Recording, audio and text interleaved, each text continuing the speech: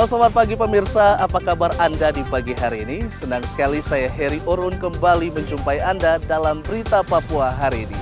Dan telah kami siapkan beberapa berita teraktual yang terpercaya dan 3 berita utama telah kami sajikan untuk Anda.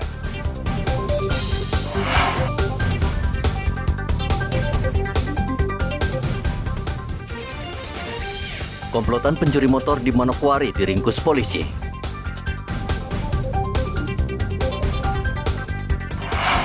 Ratusan kapal penangkap ikan berlindung di Merauke karena cuaca buruk.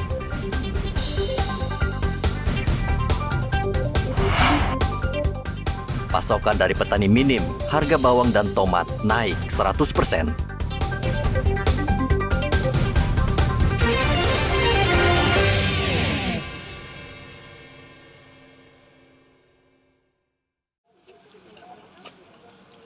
Polresta Manokwari, Papua Barat mengungkap kasus pencurian kendaraan bermotor dengan menangkap sejumlah pelaku.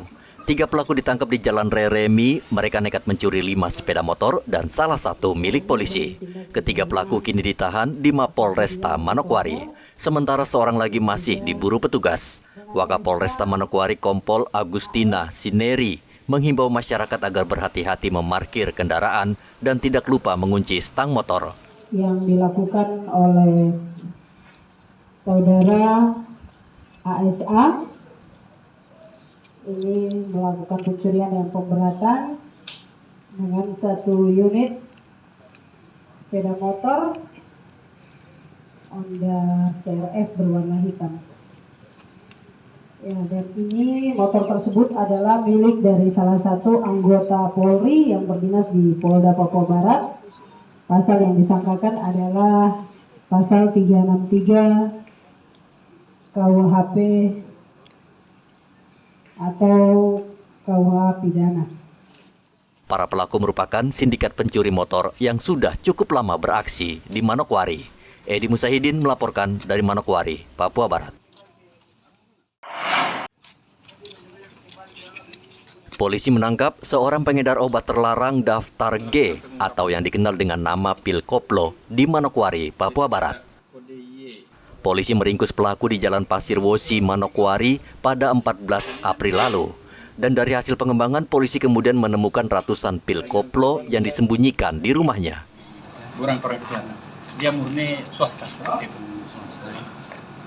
Kemudian penangkapannya, tersangka di mana? Penangkapannya ini kita tangkap tanggal 14 April kemarin 2023 itu di Jalan Pasir. Kita tangkapnya TKP-nya pertama di sana. Selanjutnya kita kembangkan karena memang tersangka ini domisilinya adalah di Ransiki. Kita kembangkan ke sana dan di rumahnya masih kita mengamankan dengan BB yang sama seperti itu. Sehingga jumlahnya tadi itu 564 butir. Seperti itu. Polisi menemukan pil dalam bungkusan rokok dan disembunyikan di dalam kamar mandi. Pelaku membeli pil koplo tersebut dari seseorang di Pulau Jawa untuk diedarkan di Manokwari dengan harga Rp100.000 per 4 butir. Pil koplo kerap disalahgunakan agar pemakainya merasa tenang dan percaya diri. Padahal pil jenis ini kerap diresepkan dokter untuk orang yang mengalami gangguan jiwa atau depresi berat. Edi Musahidin melaporkan dari Manokwari, Papua Barat. Polisi meringkus seorang wanita yang diduga membawa kabur seorang remaja perempuan berusia 15 tahun yang masih duduk di bangku sekolah. Hasil penyelidikan sementara, polisi menduga pelaku merupakan bagian dari sindikat perdagangan wanita yang menjual anak-anak di bawah umur dan remaja untuk menjadi pelacur atau pekerja seks komersial yang dijajakan melalui aplikasi. Saat ini pelaku masih menjalani pemeriksaan di Mapolresta Manokwari. BB-nya ada 2, yaitu 1 unit handphone merek Vivo dan 1 unit handphone merek iPhone. Dan ini dilakukan dengan melalui micet, di mana PSK ini mengajak anak untuk keluar dari Manokwari dan mau diberikan pekerjaan yang tidak selayaknya untuk anak di bawah umur. Korban mengaku tergiur karena dijanjikan pekerjaan dengan gaji lumayan besar. Namun ternyata dijadikan pekerja seks komersial. Saat ini polisi masih mendalami kasus tersebut, apakah melibatkan pelaku lain. Pelaku saat ini ditahan di rutan Polresta Manokwari. Ia dikenakan pasal perdagangan manusia dengan ancaman kurungan 5 tahun penjara. Edi Musahidin melaporkan dari Manokwari, Papua Barat.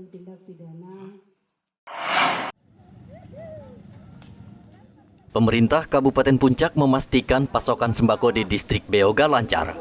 Bupati Puncak Willem Wandik melihat langsung distribusi sembako yang sempat terhambat akibat teror yang dilakukan KKB di kawasan ini. Bupati memastikan pasokan sembako berjalan lancar dan diterima warga yang membutuhkan. Bapak Kepala Suku Nikolaus Alom, Kepala Suku Kabupaten Puncak, beliau sampaikan bahwa terima kasih kepada Bapak Jokowi dengan Kepala Balpenas. Kami selama ini lapar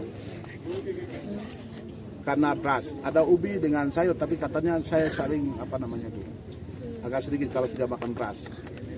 Beliau sampaikan salam buat Pak Presiden, Tuhan memberkati umur panjang, sehat selalu supaya program ini berlanjut terus. Terima kasih ya, itu hebat. Distrik Beoga merupakan salah satu distrik di Kabupaten Puncak yang hanya bisa dijangkau dengan pesawat udara. Jika terjadi sesuatu dengan alat transportasi tersebut, maka praktis, logistik, atau bantuan makanan ke daerah tersebut terputus dan masyarakat sengsara.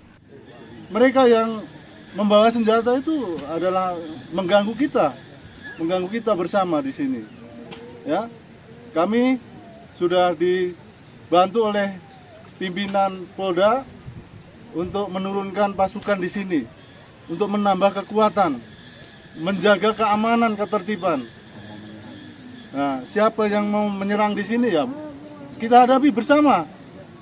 TNI Polri, masyarakat yang ada di sini, ya, kerjasama yang baik. Itulah tujuan kita ke sini. Jadi itu bapak-bapak, supaya nanti keadaan di sini ini semakin kondusif, aman, tertib, pesawat lancar ke sini. Ya. Makanan datang, bama datang, sehingga masyarakat itu menjadi sejahtera, tertib, tentram, dan terjaga semua. Bulan April lalu, maskapai penerbangan enggan mendaratkan pesawatnya di Bandara Beoga karena pesawat ketika mendarat diberondong peluru oleh anggota KKB. Pemkab akhirnya menutup bandara sementara waktu, akibatnya pasokan bantuan ke daerah tersebut terhambat. Dari Mimika, Papua Tengah, Igobat Momolin melaporkan.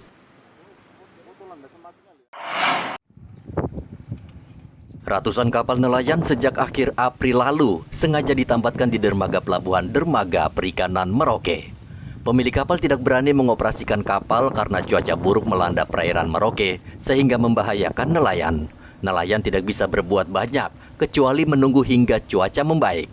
Mereka mengisi waktu dengan memperbaiki jaring yang rusak. Oke, ada John, ini sudah berapa lama kapal sandar di sini nih? 1 bulan. 1 bulan, ya kenapa memang? 1 bulan karena jaring rusak. Oh, terus? Kerikti kita rehab Juga ya? rehab balik. Kalau ombak juga ya? Ombak kencang. Sampai berapa meter ombak itu? Ada yang 7, ada yang 4. 4 meter ya? Jadi sekarang hanya bikin baik jaring nih? Iya. Jaring rusak ini ya? Iya. Ada berapa kapal sini? Ada Ratusan juga ya?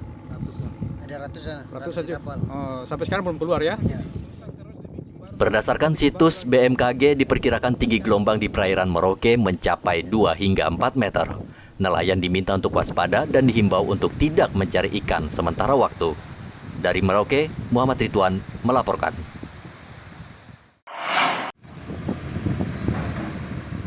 Pemprov Papua Selatan melalui Dinas PU melakukan normalisasi kanal di 4 kelurahan di Kota Merauke sebagai langkah untuk mencegah banjir. Saat ini Kota Merauke di Provinsi Papua Selatan sedang dilanda cuaca buruk. Hujan deras disertai angin dikhawatirkan akan menyebabkan banjir. Menurut Kepala Distrik Merauke Rudolf, normalisasi dilakukan di kanal yang membentang di 4 kelurahan, masing-masing Kelurahan Karang Indah, Muli, Seringgu, dan Kelurahan Bampel dengan total panjang 1,6 km. Bahkan kerinduan dari masyarakat, di mana sudah kurang lebih sampai 10 tahun saluran di dalam kota atau drainase dalam kota tidak dinormalisasi. Ini berdampak juga terhadap masyarakat, diantaranya banjir yang diakibatkan adanya sedimentasi atau pendangkalan saluran dan juga penumpukan sampah karena ada pendangkalan. Dan ini kami menyambut baik kegiatan dari PU Provinsi ini dilaksanakan untuk 4 kelurahan yang ada di wilayah distrik Merauke. Yang pertama sekali yaitu Kelurahan Karangindah, kemudian nanti masuk di Kelurahan Muli, kemudian di Mandala dan Kelurahan Maro. Untuk saat ini akan dilaksanakan sepanjang 1,6 kilo. Warga juga berharap normalisasi kanal di 4 kelurahan ini bisa mengurangi banjir yang sering terjadi akibat luapan air sungai. Sekedar catatan, selama 10 tahun, kanal di 4 kelurahan ini tidak pernah dinormalisasi. Muhammad Ridwan melaporkan dari Merauke, Papua Selatan.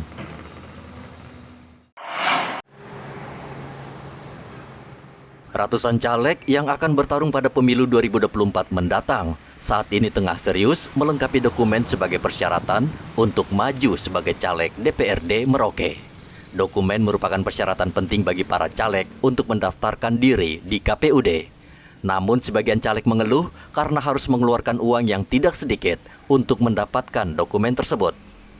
Misalnya surat kesehatan yang dikeluarkan RSUD Merauke dipatok hingga 2 juta rupiah untuk setiap caleg.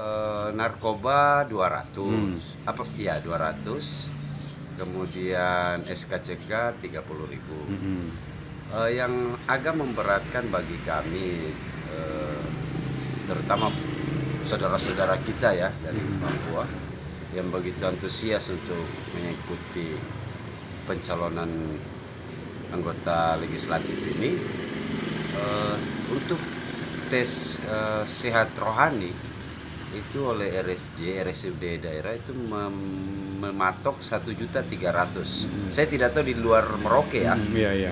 Kemudian tes jasmani 870.000. Jadi totalnya berapa untuk kesehatan itu? Kesehatannya sudah total 2.177.000 per orang. Per orangnya. Ya. Nah, untuk semua item biaya itu menurut Anda selaku caleg apa berat? Secara pribadi memang ya berat, tapi kan bahasa di luar ya itu resiko bagi kalau yang mau maju. Jadi saya rasa ada yang mengeluh berat. Iya, yang jelas keputusan harga itu saya juga kebetulan punya adik dokter, jadi saya sempat diskusi kecil-kecilan tentang hal itu. Ya pasti ada dasarnya, penghitungannya tentang di administrasi, penggunaan peralatan, kan semua menjadi bagian yang diperhitungkan untuk menentukan berapa kompensasi terhadap biaya pemeriksaan tersebut. Kalau mahal tidak mahal itu relatif tergantung masing-masing orang. Kalau Bapak sendiri kemarin bayar berapa untuk pemeriksaan kesehatan itu? Saya kolektif, jadi salah totalnya per orang itu 2.600.000. 2.600.000 ya? Iya, sampai selesai kesehatan itu jasmani dan kesehatan rohani. Pembiayaan untuk kesehatan jasmani jumlahnya 870.000 dan rohaninya 1.300.000. Kami dari pihak calon bacalek, khususnya dari Partai Gelora, ada yang artinya yang membuat teman-teman merasa terbebani dengan biaya rohaninya, yaitu 1.300, terutama dari teman-teman yang mempunyai semangat juang hanya terbengkalai dengan pembiayaan rohani. Biaya tersebut menurut mereka sangat besar dibanding mengurus dokumen lain seperti surat bebas narkoba sebesar Rp200.000 dan SKCK kepolisian sebesar Rp30.000. Mereka berharap RSUD Merauke mempertimbangkan kembali besarnya biaya yang dipungut karena tidak semua caleg berasal dari keluarga yang mampu. Muhammad Ridwan melaporkan dari Merauke, Papua Selatan.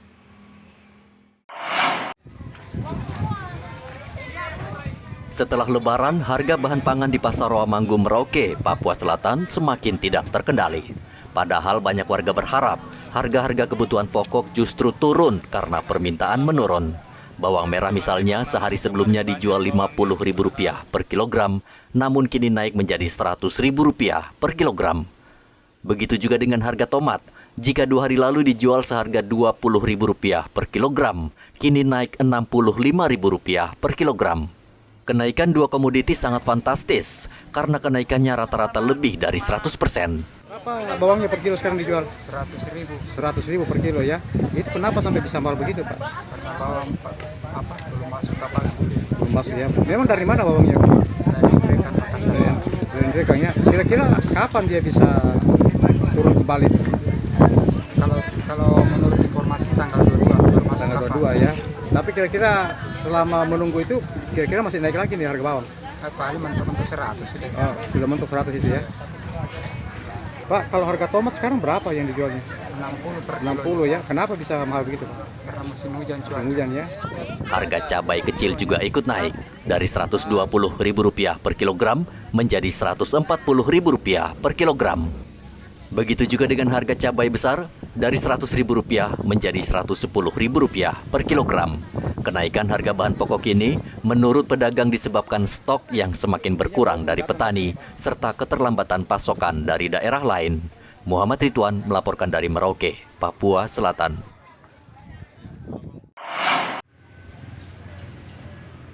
SMA Negeri 2 Merauke di Jalan Nowari merupakan salah satu SMA di Merauke yang paling diminati siswa lulusan SMP. SMA ini memiliki banyak program unggulan dan kerap menoreh prestasi membanggakan sehingga tidak mengherankan setiap tahun sekolah ini membludak dengan siswa baru yang ingin mendaftar masuk. Kepala SMA Negeri 2 Merauke Stephen Rumere mengatakan tahun 2023 sekolah hanya menyediakan 8 kelas dengan jumlah siswa sekitar 300 orang. Penerimaan siswa baru menurut Stephen berdasarkan sistem zonasi atau tempat tinggal siswa di samping prestasi yang diraih. Merencanakan menerima siswa dengan rombel sekitar 8. Tapi kami masih menunggu petunjuk dari dinas melalui MKKS untuk kesepakatan masalah jumlah ruangan yang akan kami terima bersama dengan petunjuk mekanisme penerimaan siswa baru. Tapi SMA Negeri 2 yang selalu dilakukan ada secara online maupun manual. Manual. Ya. Untuk 8 ruangan belajar itu kira-kira berapa siswanya itu Pak Kepsek? Kalau 8 sekitar 200-an lebih. 200 lebih ya? Ya. Pak Kepsek, kira-kira program unggulan yang dimiliki oleh SMA Negeri 2 ini apa saja Pak Kepsek? Program unggulan yang di SMA 2 adalah kebetulan anak-anak banyak di bidang penelitian, kemudian olahraga juga ada. Kebetulan kami di SMA 2 ada kelas militer dan itu ada berjalan mulai dari kelas 10. Ya, kira-kira mungkin tahun ajaran ini nanti kami akan evaluasi apa bisa berjalan lagi atau tidak, itu kami masih dalam pembicaraan nanti. Penerimaan siswa baru di SMA Negeri 2 Merauke akan dimulai pada akhir Mei tahun ini dan dilakukan secara selektif dengan sistem daring dan manual untuk menghindari membludaknya pendaftar yang datang ke sekolah. Muhammad Ridwan melaporkan dari Merauke, Papua Selatan. Pemirsa, informasi tadi mengakhiri jumpa kita dalam Berita Papua hari ini. Saya Heri Orun, mewakili seluruh kerabat kerja yang bertugas, mengucapkan terima kasih untuk kebersamaan Anda. Selamat pagi, selamat beraktivitas, dan wanyam.